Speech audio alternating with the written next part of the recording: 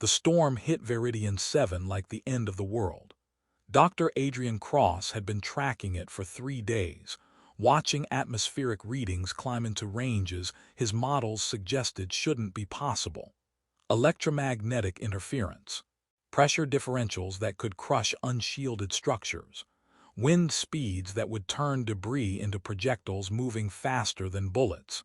He'd seen bad storms before, spent his career studying them, but this was something unprecedented. His hab-module was built into a cliff face specifically for moments like this, reinforced and shielded enough to survive anything the planet could throw at it. Probably. Adrian sealed the emergency hatches, secured his equipment, and settled in with coffee and data streams. He was alone by choice, and he preferred it that way. No politics, no crowds, just him and the weather. 6 kilometers away, Sera Kess was going to die. The Verani surveyor had miscalculated badly. The storm moved faster than predicted. Her hoversled died from electromagnetic interference, and her emergency beacon was being drowned out by atmospheric chaos. She ran through driving rain that felt like needles, her environmental suit providing minimal protection against the cold, and the lightning turning the sky white every few seconds. Through the downpour she spotted structure, non-Verani design built into rock, but it was shelter. Her long ears flattened against her skull as she forced open the emergency access hatch and stumbled inside. Warmth, dryness, and a figure turning from monitoring equipment with obvious surprise. Human. Sera froze completely. Every story she'd ever been told about humans crashed through her mind simultaneously. Dangerous, aggressive, predators who smile before they strike. Her hand moved toward the plasma cutter on her belt. Not really a weapon, but it could be, and she couldn't make herself approach or flee. Adrian stared at the dripping alien woman in his entryway, his brain struggling to process the situation. Verani, female, terrified, and they were about to be trapped together for however long this storm lasted. Outside, the tempest hit with full force. The hab-module's shield screamed with electromagnetic impact. Neither Adrian nor Sera moved, both calculating odds of survival that suddenly included factors way more complicated than just weather. The first hour was silent except for the storm.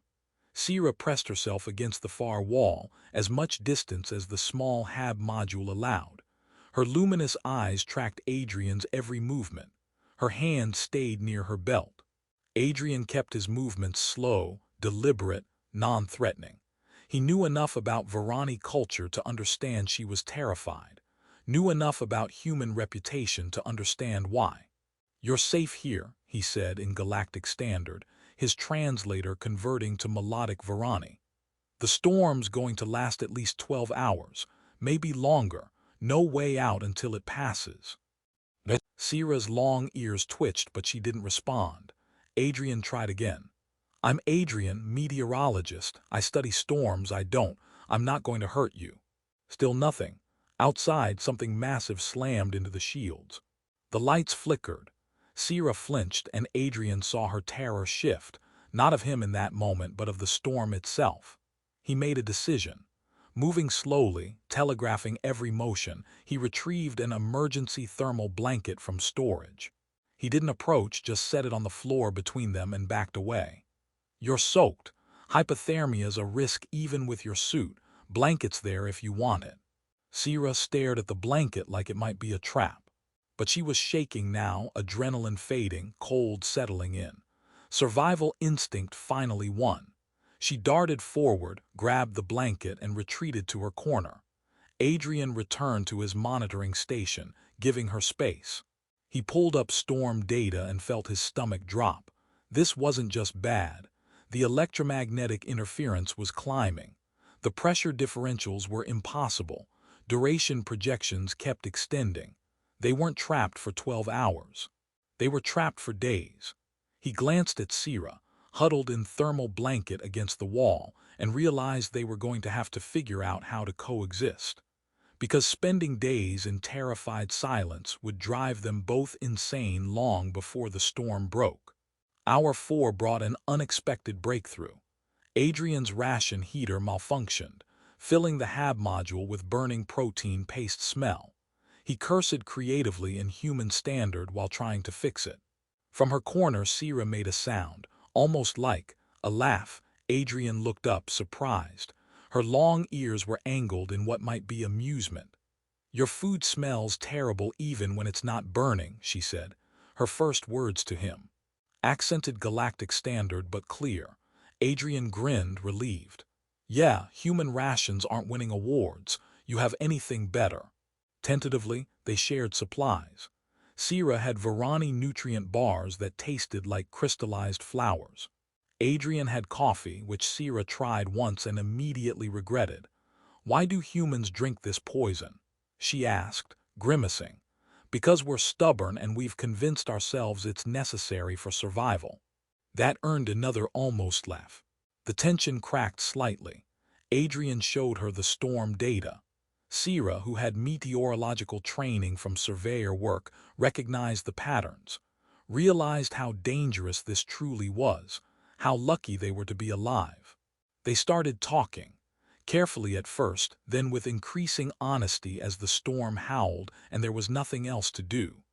Adrian told her about Earth, about growing up watching hurricanes roll in, falling in love with weather's terrible beauty. Sera described Verani Prime's crystal spires and singing forests, electromagnetic senses humans lacked. "I know humans have a violent reputation," Adrian admitted. "It's partially earned. Early expansion was aggressive. We assumed the galaxy would crush us if we showed weakness." "I was taught you're predators," Sera said quietly. "Dangerous, unpredictable, but you don't match those stories. You're gentle, awkward." Adrian laughed. "I've been called worse." "Maybe the stories are wrong," Sera offered. "Or maybe people are more complicated than stories allow." Outside, lightning turned the world white. Inside, two strangers from species that feared each other began the slow process of becoming something else. Day 2 brought the storm's peak. Electromagnetic bombardment strained the hab-module's shields to their limits. Adrian and Sera worked together monitoring systems, making adjustments, keeping their shelter functional. Then disaster struck. A feedback pulse overloaded a shield generator. Adrian moved immediately to manually reset it. The equipment was dangerously hot, but if it failed, they'd both die. He grabbed the housing barehanded, crying out as it burned his palms, but completed the reset before shields collapsed. Sera rushed to him, fear forgotten.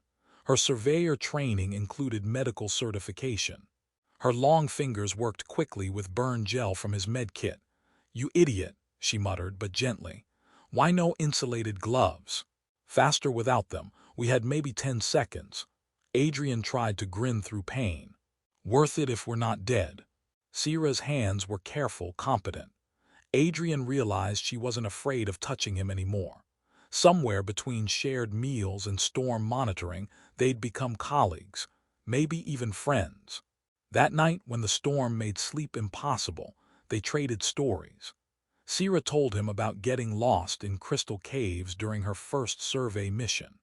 Adrian talked about his sister who died in an early colony collapse, how studying weather became his way of understanding forces too big to control. They discussed fear, how Verani culture taught that humans were dangerous, how human culture taught that weakness gets you killed, how both species carried trauma shaping how they saw the universe. "I was terrified when I saw you," Sera admitted. "Everything I'd been taught said you'd hurt me."